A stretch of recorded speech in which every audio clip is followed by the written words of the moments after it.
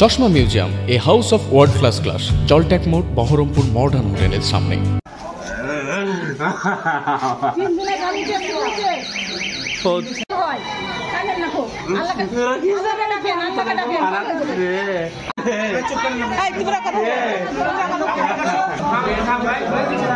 আমি তো আলাদা নিয়েছি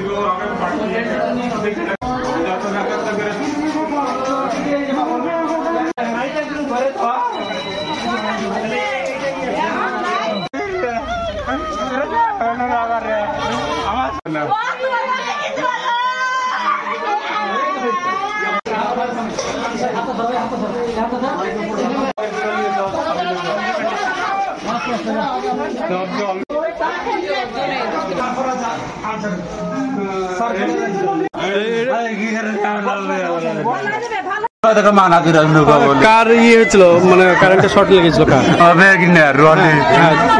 শর্ট লেগে আগামী টুকটুকে পাঠিয়ে দিয়েছি, টুকটুকে পাঠিয়ে দিয়েছি, দিয়ে ওরা চলে গেল। আমিও আমার ওই ছেলের আব্বাকে দিয়ে আসছি, আমি আমার কাজ করছি। আমি জানি না, আমি সেন্টারে ছিলাম, সেন্টার থেকে আমি আসছি, আমাকে একজন ফোন করে বললো যে তোর ভাইয়ের শর্ট লেগেছে, সেই জন্য আমি আসছি। এসে আমি আপনার তেল আনতে বললো, তেল আনতে যাচ্ছি আর দেখছি ওদেরকে টুকটুক করে দিয়ে আসছি। আমি দূরে নামালাম মধ্যে, সেটা বলতে পারবো না, আমি ফ্রেন্ড ছিলাম, বাইক আসছিল ওরা, দিয়ে অ্যাক্সিডেন্ট করেছে শুনলাম। ওটা ওখানে দাঁড়িয়ে ছিল, আপনার শোরুমের গাড়ি দাঁড়িয়ে ছিল, 107 গাড়ি, ওকে তাল মেরেছে এসে। ঘটনাটা সেভাবে দেখিনি, গেছে আমি শোরুমের ভিতরে ছিলাম। একটা ট্রাক যেটা বহরমপুর টু হরিয়ারপাড়া থেকে আসছিল, আর যিনি অ্যাক্সিডেন্ট করেছেন বাইক চালক, উনি তার বাড়ি হচ্ছে ডাঙ্গাপাড়া টু হরিয়ারপাড়া স্বাস্থ্যকেন্দ্রে, প্রাথমিক স্বাস্থ্যকেন্দ্রে আসছে। হঠাৎ আমি দেখি একটা আওয়াজ পেলাম, বেরিয়ে এসে দেখি যে অ্যাক্সিডেন্ট হয়েছে, গুরুতর আহত, একজনের পুরো হাত পুরো ফ্র্যাকচার হয়ে গেছে, আর একজন পুরো যায় অবস্থায় পড়ে রয়েছেন। কিন্তু মেনলি বিষয় হচ্ছে, যেটা আমি চ্যানেলের মাধ্যমে যেটা হাইলাইট করতে চাইছি, সেটা হচ্ছে যে বর্তমানে আমাদের হরিয়ারপাড়া পলিটিশিয়ান প্লাস প্রশাসনিক দিক দিয়ে অনেক রকম গাফিলতি রয়েছে।